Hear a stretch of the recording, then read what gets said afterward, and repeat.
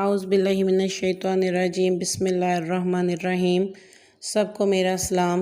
آج سے ہم قرآن پاک کی ترتیب کے ساتھ اس کی تمام صورتوں کی اہمیت اور تفسیر کے بارے میں جانیں گے۔ ڈیلی بیسس پر آپ کے ساتھ ویڈیو شیئر کی جائیں گی۔ میرے چینل کو سبسکرائب کریں اور جو ویڈیو دیکھیں اس کو لائک کریں اور صدقہ جاریہ سمجھ کر آگے شیئر کریں، تاکہ اس نیک مقصد میں جو بھی شامل ہوگا اس کو اللہ تعالیٰ ثواب دے گا اور اس کی زندگی اور آخرت کو سنوار دے گا۔ چلیں جی سٹارٹ کرتے ہیں۔ سب سے پہلے آج ہم سورۃ الفاتحہ کے بارے میں جانیں گے کہ سورۃ الفاتحہ جو ہے وہ مکی سورت ہے۔ اس میں 7 آیتیں ہیں اور سورۃ فاتحہ کے بے شمار نام ہیں۔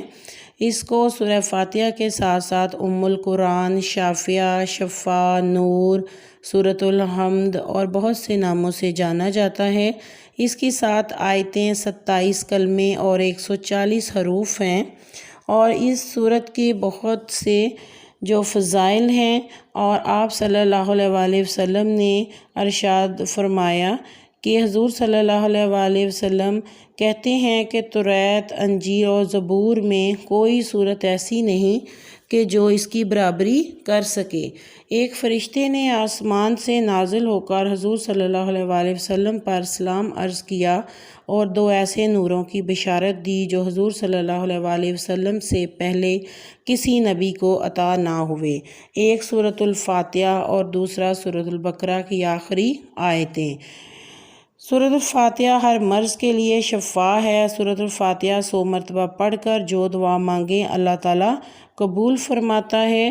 اعوذ باللہ من الشیطان الرجیم پہلے پڑھنا سنت ہے، لیکن شاگرد استاد سے پڑھتا ہو تو اس کے لیے سنت نہیں۔ تو آج سے آپ سب سورۃ الفاتحہ کی تلاوت باقاعدگی سے کریں گے اور اس ویڈیو کو صدقہ جاریہ سمجھ کر آگے شیئر کریں۔ جتنا بھی نالج ہمارے پاس ہو ہمیں کوشش کرنی چاہیے کہ ہم اس کو آگے فارورڈ کر سکیں۔ اگر ایک ورڈ بھی کسی نے سیکھ لیا تو اس نے اس پہ عمل کر لیا تو ساری زندگی اس کا ثواب مجھے اور فارورڈ کرنے والوں کو ملتا رہے گا۔ اپنا خیال رکھیں۔ اوکے جی، اللہ حافظ۔